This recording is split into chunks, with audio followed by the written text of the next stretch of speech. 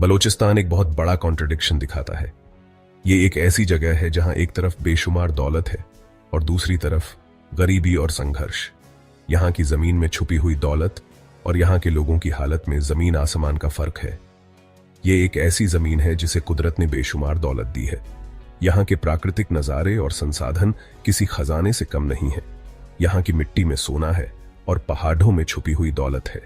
इसके सूखे मैदानों के नीचे सोना, नेचुरल गैस और कॉपर के बड़े बड़े रिजर्व्स हैं। ये रिसोर्सेज इतनी बड़ी मात्रा में हैं कि अगर सही से इस्तेमाल किया जाए तो पूरी दुनिया को प्रभावित कर सकते हैं। ये जो इतनी दौलत है, इससे तो वहां के रहने वालों की तरक्की होनी चाहिए। यहां के लोगों को बेहतर जीवन जीने का मौका मिलना चाहिए। लेकिन हकीकत कुछ और ही है। लेकिन असलियत में कहानी कुछ और ही है। यहां के लोग गरीबी और संघर्ष में जी रहे हैं। उनके पास बुनियादी सुविधाओं की भी कमी है। बलूचिस्तान के लोग अक्सर रोजमर्रा की जरूरी चीजों के लिए भी स्ट्रगल करते हैं। उनके पास खाने पीने की चीजें भी पर्याप्त मात्रा में नहीं होती। साफ पीने का पानी बहुतों के लिए एक लक्जरी है। कई लोग दूर दूर से पानी लाने के लिए मजबूर हैं। ये एक ऐसी समस्या है जो उनकी सेहत पर भी बुरा असर डालती है। अच्छी हेल्थ केयर मिलना तो एक दूर का सपना है। यहाँ के लोग बुनियादी स्वास्थ्य सेवाओं से भी वंचित हैं। अस्पताल दूर दूर हैं और वहां तक पहुंचना भी मुश्किल है। पढ़ाई लिखाई के मौके भी कम हैं, जिससे आने वाली पीढ़ियों का फ्यूचर भी लिमिट हो जाता है। स्कूलों की हालत खराब है और बच्चों को अच्छी शिक्षा नहीं मिल पाती। नौकरी मिलना मुश्किल है, जिसकी वजह से हर तरफ गरीबी और निराशा है। यहाँ के लोग बेरोजगारी से जूझ रहे हैं और उनके पास अपने परिवार का पेट भरने के लिए भी साधन नहीं है। प्रोविंस की इतनी रिसोर्स वेल्थ और वहां के लोगों की सोशियो इकोनॉमिक हालत के बीच ये जो गहरी खाई है, ये बुनियादी इंसाफ और ह्यूमन डिग्निटी का सवाल है। ये खाई दिखाती है कि कैसे संसाधनों का सही से इस्तेमाल न होने पर लोगों की जिंदगी पर बुरा असर पीढ़ी दिखता है। बलूचिस्तान की कहानी बहुत ही परेशान करने वाले कंट्रास्ट से भरी है। यहाँ की दौलत और गरीबी का ये अंतर बहुत कुछ कहता है। इस मेन पैराडॉक्स को समझना बलूचिस्तान की कॉम्प्लेक्सिटीज, उसकी मौजूदा स्ट्रगल्स और उसके अनसर्टेन फ्यूचर को समझने के लिए बहुत जरूरी है। ये समझना जरूरी है कि कैसे इतनी दौलत के बावजूद यहाँ के लोग संघर्ष कर रहे हैं और उनका भविष्य अनिश्चित है। बलूचिस्तान जमीन के हिसाब से पाकिस्तान का सबसे बड़ा प्रोविंस है। यह बहुत बड़े एरिया में फैला हुआ है। देश के टोटल लैंडमास का लगभग 44%। यहां का लैंडस्केप भी डाइवर्स है। ऊबड़ खाबड़ पहाड़ों से लेकर सूखे रेगिस्तान और एक लंबा कोस्ट लाइन है।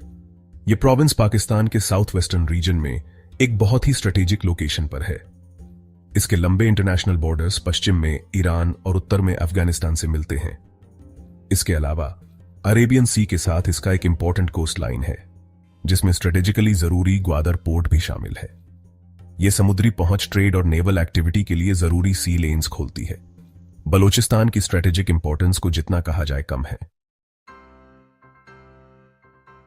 बलूचिस्तान नेचुरल रिसोर्सेज में बहुत ज्यादा रिच है। यहां की धरती के नीचे छुपे खजाने में नेचुरल गैस, सोना और कॉपर के बड़े रिजर्व शामिल हैं। ये रिसोर्सेज बलूचिस्तान को एक बहुत ही महत्वपूर्ण क्षेत्र बनाते हैं। यहां नेचुरल गैस, सोना और कॉपर के बड़े रिजर्व्स मिलते हैं। लेकिन इन खनिजों का पूरा फायदा बलूचिस्तान के लोगों को नहीं मिल पाता। प्रोविंस में सबसे बड़ा एथनिक ग्रुप बलोच लोग हैं। बलोच लोग अपनी समृद्ध सांस्कृतिक धरोहर और परंपराओं के लिए जाने जाते हैं। उनकी अपनी एक अलग पहचान है, जो उनकी यूनिक भाषा, कल्चर और पारंपरिक कबीलाई ढांचों से जुड़ी है। यह पहचान उन्हें पाकिस्तान के अन्य हिस्सों से अलग करती है। इतनी रिसोर्स वेल्थ होने के बावजूद बलूचिस्तान को अक्सर पाकिस्तान का नेग्लेक्टेड प्रोविंस कहा जाता है। यहां की इंफ्रास्ट्रक्चर और विकास की स्थिति बहुत ही खराब है। प्रोविंस में अनएम्प्लॉयमेंट और इलिटरेसी की ऊंची दरें हैं। यहां के लोग बुनियादी सुविधाओं से वंचित हैं, जिससे उनकी जीवन गुणवत्ता पर बुरा असर पड़ता है। नेग्लेक्टेड प्रोविंस शब्द से बहुत से बलोचों की ये सोच पता चलती है कि उनकी जमीन से निकली दौलत का उन्हें कोई ठोस फायदा नहीं मिलता। वे महसूस करते हैं कि उनके संसाधनों का शोषण हो रहा है। ये जो नाइंसाफी महसूस होती है, इससे गुस्सा बढ़ता है और बलूचिस्तान के कॉम्प्लेक्स सोशियो पॉलिटिकल चैलेंजेस में और इजाफा होता है। बलोच लोग अपने अधिकारों और संसाधनों के लिए संघर्ष कर रहे हैं, जिससे क्षेत्र में तनाव और अस्थिरता बनी रहती है। बलोच रेजिस्टेंस की कहानी की जड़ें इतिहास में बहुत गहरी हैं। ब्रिटिश कॉलोनियल राज के दौरान बलोच कबीलाई नेताओं ने अक्सर सेंट्रलाइज्ड कंट्रोल की कोशिशों का विरोध किया।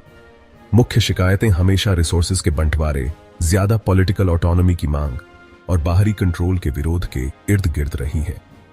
मार्च 1948 में पाकिस्तान ने जबरदस्ती बलोचिस्तान पर कब्जा कर लिया, जिसे कई बलोच नेशनलिस्ट एक गैर कानूनी कब्जा मानते हैं। इस काम ने दशकों के मिसट्रस्ट और हथियारबंद संघर्ष की नींव रखी।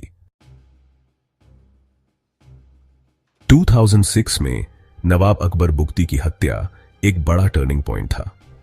इस घटना ने बलोचिस्तान में पहले से ही सिमरिंग टेंशन्स को और भड़का दिया। बुगटी की मौत ने बलोच लोगों के बीच गुस्से और असंतोष की लहर पैदा कर दी, जिससे इंसर्जेंसी को और बल मिला। कई मिलिटेंट ग्रुप्स, खासकर बालोक लिबरेशन आर्मी BLA और बालोक लिबरेशन फ्रंट BLF, उभर कर सामने आए। इन समूहों ने अपने संघर्ष को और तीव्र कर दिया और बलोचिस्तान में हिंसा की घटनाओं में वृद्धि हुई। हाल के सालों में, खासकर 2023 के बाद, BLA ने अपने अटैक्स काफी तेज कर दिए हैं।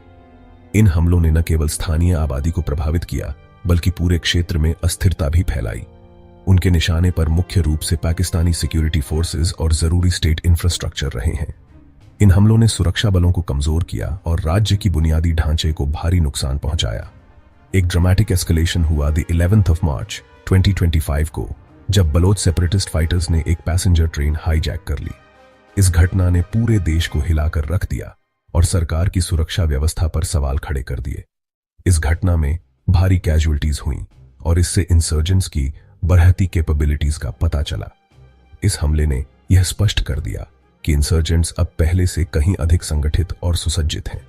द 11th of May 2025 को BLA ने एक बड़ा ऑफेंसिव लॉन्च किया, जिसमें बलोचिस्तान भर में 71 स्ट्रेटेजिक लोकेशंस को टारगेट किया गया। इस हमले ने पूरे क्षेत्र में दहशत फैला दी और सुरक्षा बलों को भारी नुकसान पहुंचाया। इसके बाद मीर यार बलोच ने रिपब्लिक ऑफ बलोचिस्तान बनाने का ऐलान किया। इस घोषणा ने बलोचिस्तान के संघर्ष को एक नया मोड़ दिया और क्षेत्र में एक नए युग की शुरुआत की।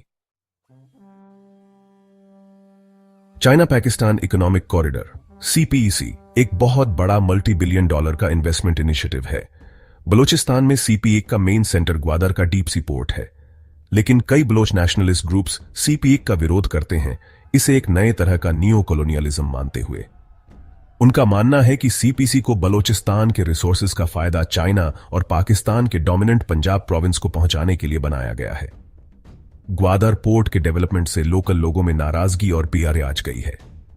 लोगों में यह डर फैला हुआ है कि लोकल बलोच लोगों को और ज्यादा हाशिए पर धकेल दिया जाएगा और उनसे उनकी जमीनें छीन ली जाएंगी।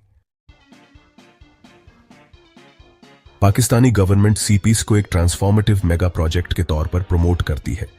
बलोचिस्तान, जिसके दिल में ग्वादर पोर्ट है, को इसका एक मेन बेनिफिशियरी दिखाया जाता है, लेकिन लोकल कम्युनिटीज लगातार इकोनॉमिक तंगी की शिकायत करती है।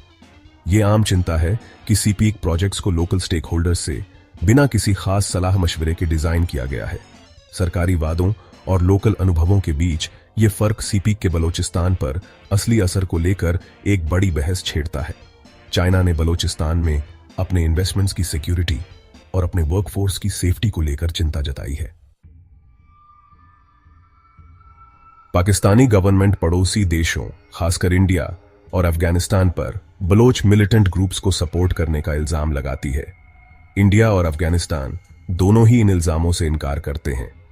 अफगानिस्तान में चल रही इंस्टेबिलिटी का असर बलोचिस्तान के हालात पर भी पड़ता है।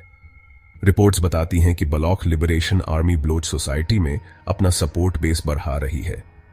मई 2025 में इंडिपेंडेंट रिपब्लिक ऑफ बलोचिस्तान का ऐलान पूरे साउथ एशिया में इंस्टेबिलिटी को काफी बढ़ा सकता है। बलोचिस्तान का फ्यूचर इस बात पर डिपेंड करता है कि वहां की पुरानी लोकल शिकायतों को कैसे एड्रेस किया जाता है। टिकाऊ शांति और डेवलपमेंट के लिए ऐसा इंक्लूसिव डेवलपमेंट जरूरी है जिसका फायदा लोकल आबादी को मिले। कई एक्सपर्ट्स मिलिट्री सॉल्यूशंस के बजाय नेशनल रिकंसिलिएशन और पॉलिटिकल एंगेजमेंट की तरफ बढ़ने की सलाह देते हैं। इसमें सभी स्टेक होल्डर्स के साथ बातचीत और रिसोर्स डिस्ट्रीब्यूशन और पॉलिटिकल ऑटोनॉमी जैसी जड़ वजहों को एड्रेस करना शामिल है। एक कॉम्प्रिहेंसिव पॉलिटिकल फ्रेमवर्क के बिना वायलेंस का ये साइकिल चलता रहने की उम्मीद है। बलोचिस्तान की बात सुनने का यही सही वक्त है, इससे पहले कि इस लंबी लड़ाई में और पीढ़ियां बर्बाद हो जाएं।